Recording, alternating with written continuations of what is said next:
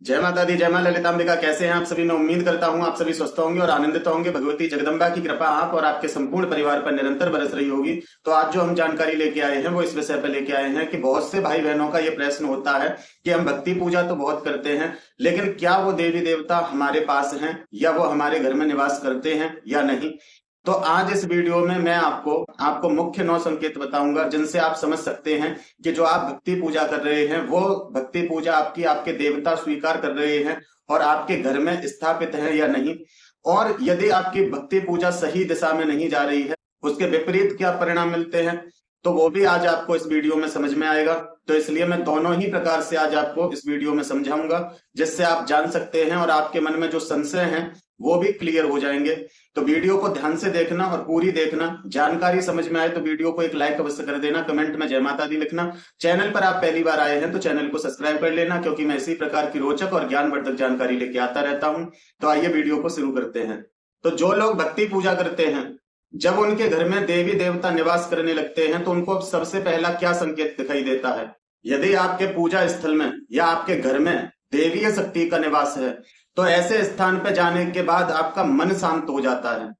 आपको जो विचार आ रहे थे, जो नकारात्मक विचार आ रहे थे, वो सब शांत हो जाते हैं। ऐसा लगता है कि हमारे अंदर कितनी ऊर्जा संचारित हो रही है, शरीर हल्का हो जाता है, आपकी जो ऊर्जा है वो ऊपर उठने लगती है, आपका ध्यान लगने लगता है, आपका ऐसा मन करता है कुछ देर यहाँ शांति से बैठ जाए।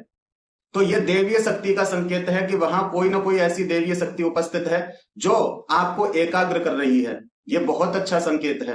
यदि उस स्थान पर नकारात्मक शक्ति है, आपका घर हो सकता है, आपका मंदिर का स्थान हो सकता है, यदि वहां कोई नकारात्मकता है तो वहां जाने के बाद आपको बेचैनी और घबराहट होने लगती है। आपको ऐसा लगता है कि आज पूजा रहने देते हैं, कल कर लेंगे या कोई और पूजा कर ले। आपका मन ही नहीं लगता उस स्थान पर। तो ये नकारात्मक शक्ति के होने का संकेत है कि उस स्थान पर कोई देवीय शक्ति नहीं है, नकारात्मक शक्ति है। और सकारात्मक शक्ति है तो आप शांत हो जाते हैं। दूसरा संकेत क्या है? जहां देवीय शक्ति होती हैं वहां अचानक से आपको घंटे, नाद, शंख आदि ध्वनियां सुनाई देती हैं, या जल जब बहता है तो उसकी जो आवाज होती है, जो मन को शीतलता पहुंचाने वाली जो ध्वनि होती है, जैसे झरनों से पानी झरता है तब वो ध्वनि सुनाई देती है। ऐसी ध्वनि आपको सुनाई देती है और आपका मन करता है यहां बैठ के हम ध्यान कर लें। आपका मन करता है कि हम कुछ समय मौन रहें। आप उस शक्ति को महसूस करने की कोशिश करते हैं। आप जब शांत होके ध्यान में बैठते हैं या मौन होके बैठते हैं तो आपको ये ध्वनि साफ सुनाई देती है। ये वहां पर दिव्य शक्ति होने का संकेत है। और वहीं यदि किसी के घर में नकारात्मकता है तो वो व्यक्ति ध्यान नहीं लगा सकता। ध्यान लगाने बैठेगा तो उसका मन कभी कहीं भटकेगा, कभी कहीं भटकेगा, उसका मन ही नहीं लगेगा ध्यान लगाने में, वो मौन ही नहीं हो पाएगा, वो शांति ही नहीं हो पाएगा। तो ये नकारात्मकता का लक्षण है। जिनके घर में दिव्य शक्ति उपस्थित होती है उनको तीसरा संकेत क्या मिलता है? चाहे कितनी भी हवा चल रही है, चाहे आपने फैन चला रखा है, चाहे कूलर चल रहा है, चाहे प्राकृतिक हवा चल रही है, और आपका दीपक उस हवा में भी स्थिर रहता है। दीपक ना तो आपका बुझता है, ना ज्यादा हिलता डुलता है, वो स्थिर रहता है। इसका मतलब है सीधा सा कि कोई ना कोई दिव्य शक्ति उस ज्योति रूप में विराजमान है, जिसको कोई हवा हिला नहीं सकती, कोई हवा बुझा नहीं सकती। वो कोई साधारण दीपक नहीं जो कि हवा चलने से बुझ जाए। ये दिव्य शक्ति का संकेत है। वहीं यदि कोई नकारात्मक शक्ति है तो चाहे हवा चल रही है या नहीं चल रही है, लेकिन फिर भी दीपक बार बार बुझता है। शांति से प्रज्वलित करेंगे, कितना भी उसे सौम्य रूप देंगे, लेकिन फिर भी वो दीपक की लौ इतनी उग्र दिखाई देती है और उससे काला काला धुआं निकलता है। चाहे आपका घी अच्छा है, चाहे आपका तेल अच्छा है। तो ये नकारात्मकता का लक्षण है। लेकिन सकारात्मक में दीपक शांत रहता है और आपको शांति प्रदान करता है। तो समझो कि कोई दिव्य शक्ति ज्योति रूप में विराजमान है। जिनके घर में देवीय शक्ति होती है उनको चौथा संकेत क्या दिखाई देता है? उनको फूलों की दिव्य सुगंध आती है, जबकि ना वहां पुष्प है ना वहां इत्र है, लेकिन फिर भी एक मनमोहक सुगंध उनको आ रही है। प्रवेश करते ही उस कक्ष में या उस घर में कोई बाहर से भी आता है, वो भी कहता है आपके घर में खुशबू कितनी अच्छी आ रही है। तो समझ लो वहां देवीय शक्ति उपस्थित है।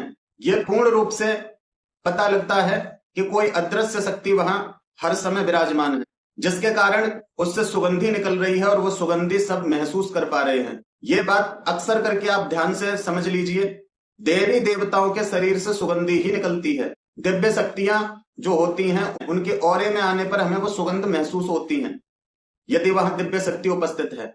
वहीं यदि कोई नकारात्मक शक्ति आपके घर में उपस्थित है तो आपको दुर्गंध आती है, अजीब दुर्गंध होती है कि कभी कभी आपको ऐसा लगता है कि अब हमसे ये दुर्गंध सहन नहीं होगी और आप नाना प्रकार के इत्र छिड़कते फिरते हैं। तो ये नकारात्मकता होती है, गंदे कीचड़ जैसी बदबू आती है, ये नकारात्मक शक्ति होने का संकेत है। लेकिन अगर आपको सुगंधी आ रही है तो समझ लीजिए सकारात्मक है, वहां कोई अदृश्य शक्ति है जो आपको और आपके पूरे परिवार को संभाल रही है।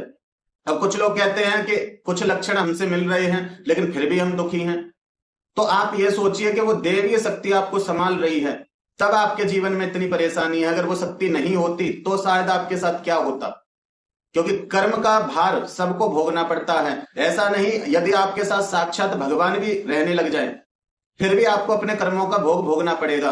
हाँ, इतना हो सकता है कि उन कर्मों को बहुत निम्न रूप से आपको दिया जाए भोगने के लिए। पांडवों के साथ भगवान कृष्ण थे लेकिन फिर भी पांडवों को कितना सब कुछ भोगना पड़ा, लेकिन भगवान के सहारे वो सब चीज पर विजय प्राप्त कर गए।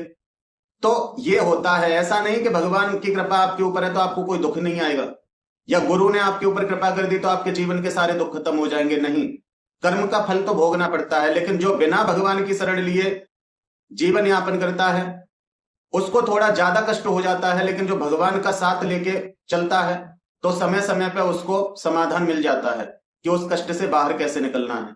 लेकिन कर्म का भोग सबको भोगना है। जिनके घर में दिव्य शक्ति होती है तो उनको पांचवा संकेत ये मिलता है कि उनके घर के पास बार बार सफेद गायों का आना। इसका मतलब है कि देवीय शक्ति आपके घर में उपस्थित है।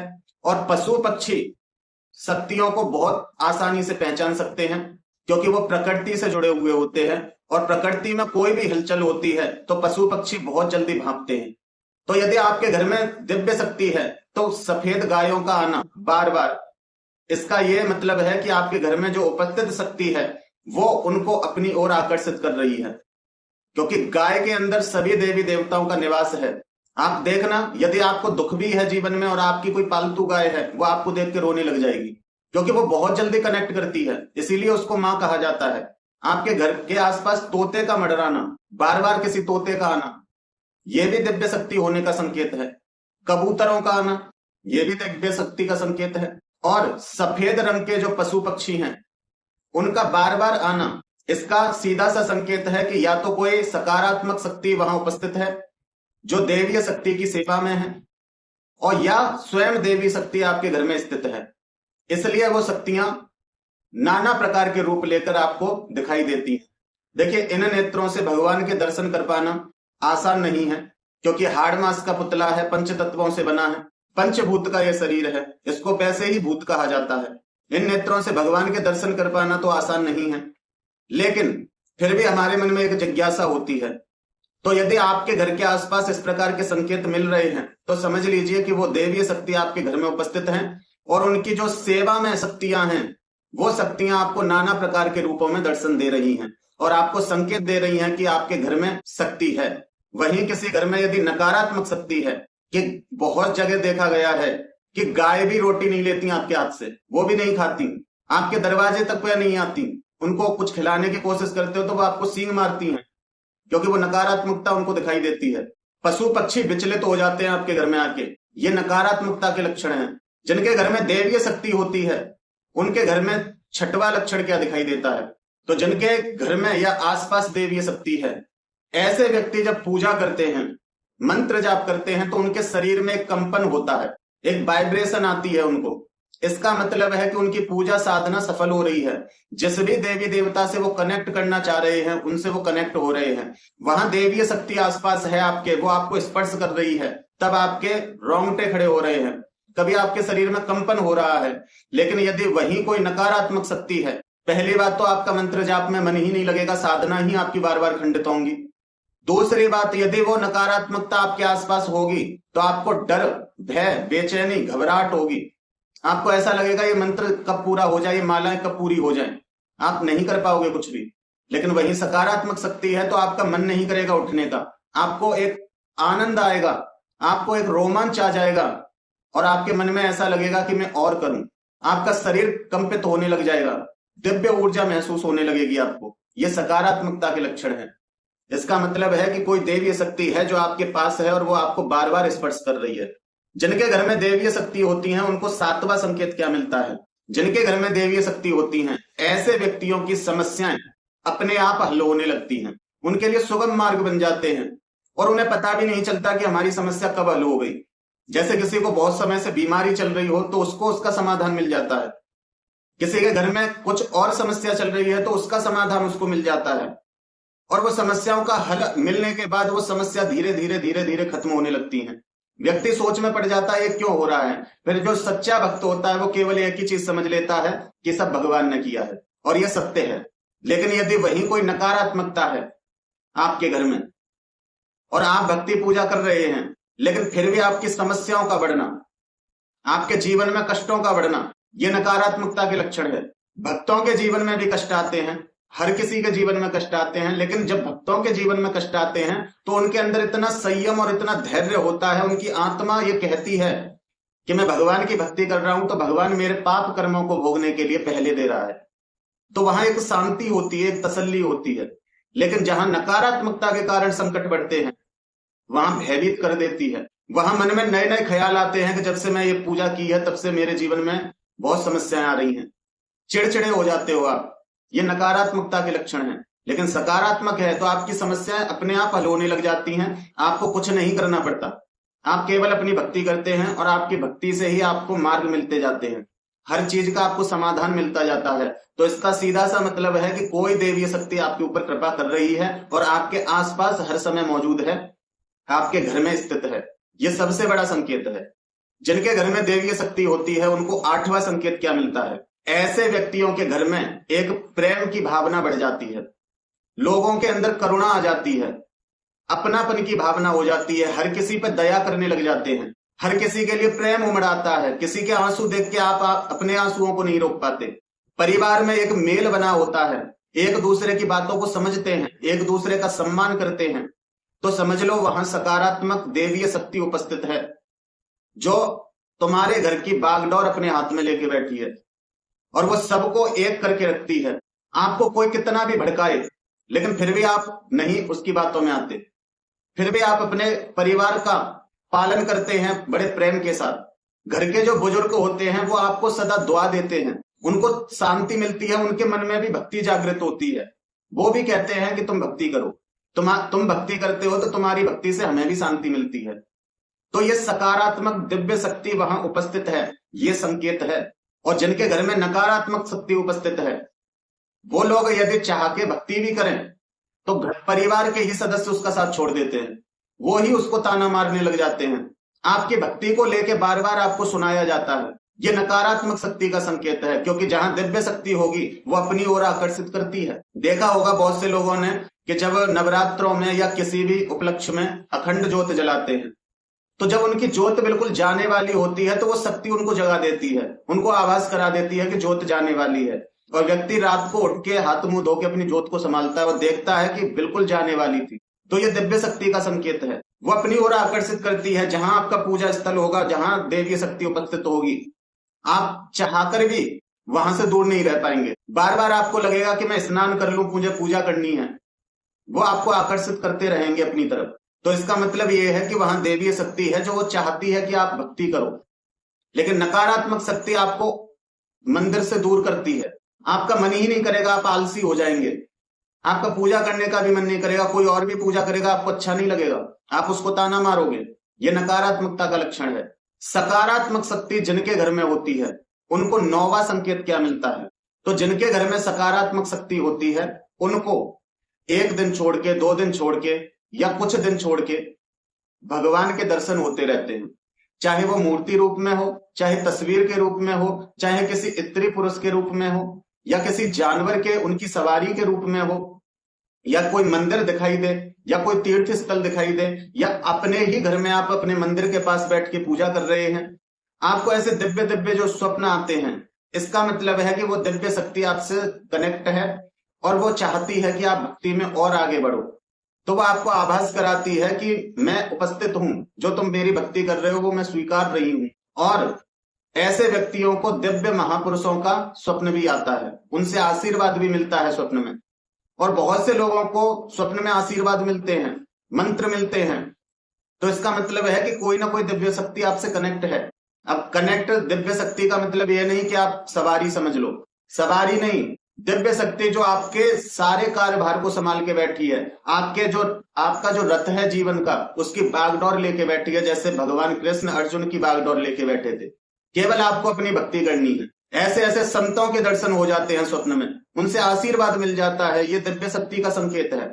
उनमें चाहे ऐसे संत हो सकते हैं जिनके बारे में आपने सुना है या पढ़ा है, या आपके गुरु हो सकते हैं, या कोई ऐसे दिव्य पुरुष हो सकते हैं जो साधनाएं करते हैं सात्विक और लोगों की मदद करने की कोशिश करते हैं, ऐसे लोगों के भी दर्शन हो जाते हैं। तो इसका मतलब है कि वो दिव्य शक्ति आपके घर में स्थित है और वो आपको सकारात्मक ऊर्जा से जोड़ने का प्रयास कर रही है। और जिनके घर में नकारात्मकता होती है, उनको गंदे सपने आते हैं, डरावने सपने आते हैं, उनको स्वप्न में भी उनके साथ गलत होता है, और कोई दिव्य महापुरुष तो नहीं दिखाई देते, बल्कि उनके स्थान पर कोई मलिन पुरुष या मलिन स्त्री उनको दिखाई देते हैं, जो उनकी ऊर्जा को चोरी करने की कोशिश करते हैं, उनके साथ गलत क्रियाएं करते हैं, जिसके माध्यम से वो वीक हो जाते हैं, अगले दिन पूजा करने का ही मन नहीं करता। तो ये नकारात्मकता का लक्षण है। तो आज मैंने आपको 9 संकेत बताए कि आपके घर में दिव्य शक्ति है तो आपको क्या संकेत मिलते हैं, और 9 संकेत ही आपको बताए कि यदि आपके दिव्य शक्ति घर में नहीं है, कोई नकारात्मक शक्ति है, तो आपको क्या संकेत मिलते हैं। तो आप इन संकेतों से समझ सकते हैं, और यदि आपको इनमें से कोई भी संकेत मिलता रहता है तो आप अपनी भक्ति को ना छोड़ें, भक्ति करते रहें। कोई दिव्य शक्ति आपसे कनेक्ट है, बस आप जब भक्ति करते रहेंगे निरंतर, तो आपको और भी अच्छे अच्छे दिव्य दिव्य अनुभव होंगे। और जिनको इनके विपरीत लक्षण दिखाई दे रहे हैं, तो वो व्यक्ति अपने घर में प्रत्येक दिवस हवन करना प्रारंभ कर दो, जिससे कि वहां की सारी नकारात्मकता रिमूव हो जाए और वहां देवीय शक्ति उपस्थित होने लग जाए। क्योंकि हवन के माध्यम से जब आप आहुतियां देते हैं तो देवीय शक्ति वहां भोग लेने के लिए उपस्थित होती है, और जब आप निरंतर एक ही कार्य को करते रहते हैं तो वहां वो स्थायी रूप से विराजमान हो जाते हैं। तो इसमें डरने की कोई आवश्यकता नहीं है। यदि आपको अच्छे संकेत मिल रहे हैं तो अपनी भक्ति को बढ़ाइए, और यदि आपको नकारात्मक संकेत मिल रहे हैं तो प्रत्येक दिवस अपने घर में हवन करना प्रारंभ करो, अपने घर में तुलसी का पौधा लगाओ, जितने हो सके उतने लगाओ, क्योंकि तुलसी का पौधा आपको सकारात्मकता देता है, और जिनके घर में नकारात्मकता होगी तो तुलसी का पौधा सूख जाता है। एक बहन का कमेंट आया था कि मैं तुलसी पर दीपक रखती हूं तो उसमें से काला काला धुआं निकलता है। तो इसका मतलब ये है कि वो तुलसी के वृक्ष से आपको तो सकारात्मकता मिल रही है, लेकिन आपके घर की नकारात्मकता को वो तुलसी सोख रही है। लेकिन जब आप भक्ति करते हो तो उस अग्नि में आपके घर की उस नकारात्मकता को जलाया जाता है। तो इसमें डरने की आवश्यकता नहीं है, अच्छी बात है। तो इसलिए ज्यादा से ज्यादा तुलसी के पौधे अपने घर में अवश्य लगाएं। रोज अपने घर में गंगा जल के छींटे लगाएं, रोज अपने घर में गूगल की धुनी दें, रोज हवन करें, तो सब ठीक हो जाता है। डरने की आवश्यकता नहीं। अब कैसे ठीक होगा, क्यों ठीक होगा, वो देवी देवता जाने। आपको इसमें कुछ करने की या सोचने की आवश्यकता नहीं। आपको केवल नियम से अपने घर में हवन और धुनी करनी है, नियम से आपको भक्ति करनी है, नियम से आपको तुलसी की पूजा करनी है, तो आप इन चीजों से बाहर निकल जाते हैं। इसमें कोई इतनी बड़ी बात नहीं है। यदि नकारात्मकता है तो सकारात्मकता भी है, तो नकारात्मकता को सकारात्मकता से हराया जा सकता है। तो इसलिए खुद मेहनत करो, खुद अपने योद्धा खुद बनो। दूसरों के भरोसे कब तक रहोगे। और आज का जो समय है ये है कलयुग, और कलयुग में ऐसा कोई व्यक्ति नहीं जो स्वार्थ ना हो, जिसके अंदर केवल एक गुरु को छोड़ के, एक माता पिता को छोड़ के सबके अंदर स्वार्थ है। और जो सबसे उच्च कोटि पे है वो है परमात्मा, उसको आपसे कोई स्वार्थ नहीं है। तो उनकी शरण पकड़ लो, अपने माता पिताओं की सेवा करो, अपने गुरुदेव की सेवा करो, फिर आपको कुछ सोचने की आवश्यकता नहीं होती, सब कुछ आपके कार्य होने लग जाते हैं। तो मैं उम्मीद करता हूं कि मेरे द्वारा दी हुई जानकारी आपको समझ में आई होगी और पसंद आई होगी। जानकारी पसंद आई है तो वीडियो को एक लाइक अवश्य कर दें, कमेंट में जय माता दी लिखें। चैनल पर आप पहली बार आए हैं तो चैनल को सब्सक्राइब कर लें, क्योंकि मैं इसी प्रकार की रोचक और ज्ञानवर्धक जानकारी लेके आता रहता हूं। फिर मिलते हैं एक अगली वीडियो में एक नई जानकारी के साथ। तब तक अपना और अपने परिवार का ध्यान रखें, भगवान की भक्ति करें, निरंतर भक्ति पथ पर आगे बढ़ते रहें। जय माता दी, जय मां ललिताम्बिका।